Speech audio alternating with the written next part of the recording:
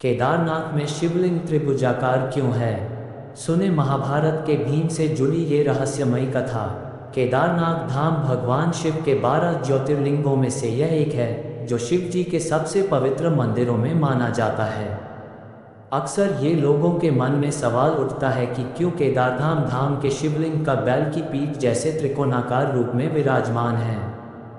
चलिए जानते हैं इसके पीछे की पौराणिक कथा जो पांडवों से जुड़ी हुई है। केदारनाथ धाम के कपाट श्रद्धालुओं के लिए खुल चुके हैं। केदारनाथ धाम भगवान शिव के 12 ज्योतिर्लिंगों में से यह एक है, जो शिव जी के सबसे पवित्र मंदिरों में माना जाता है। साथ ही ये पंचकेदार तीर्थ स्थलों में से पहला है।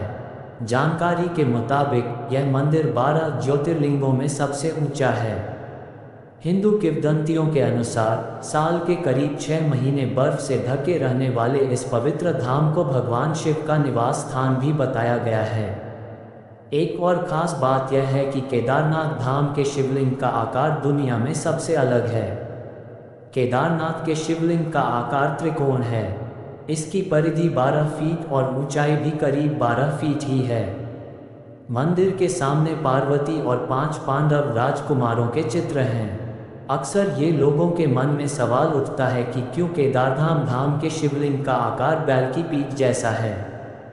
चलिए जानते हैं इसके पीछे की पौराणिक कथा जो पांडवों से जुड़ी हुई है। जब नंदी का रूप धारण कर धरती में समाये शिव, पौराणिक कथा के अनुसार महाभारत का युद्ध समाप्त हो चुका था और युधिष्ठिर हस्तिनापुर के राजा बन चुके थे।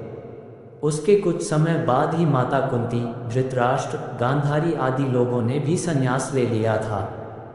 फिर एक दिन हस्तिनापुर की सभा में कुछ ब्राह्मणों ने पांडवों को बताया कि उन्होंने युद्ध में अपने भाइयों की हत्या की है और उस पाप को मिटाने के लिए उन सभी लोगों को भगवान शिव की उपासना करनी पड़ेगी। इस बात पर विचार कर सभी पांडव और द्रौपदी महादेव यानी शिव जी से क्षमा मांगने और संन्यास लेने पहाड़ों पर चले गए।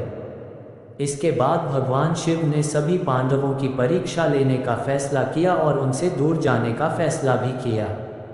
इसके बाद पांडव भगवान शिव की तलाश में जहां भी जाते, वहां से शिव जी चले जाते।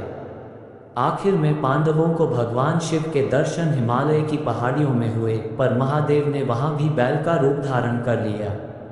उसके बाद जब पांडवों ने उस बैल को पकड़ने की कोशिश की तो उसी पल भगवान शिव पाताल लोक में जाने लगे।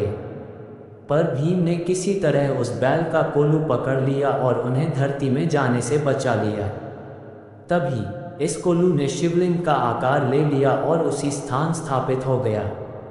कहा जाता है कि पांडवों ने यहाँ पर भगवान शिव की पूजा अर्चना की थी और जिससे प्रसन्न होकर भोलेनाथ ने इनके सभी पाप माफ कर दिए थे।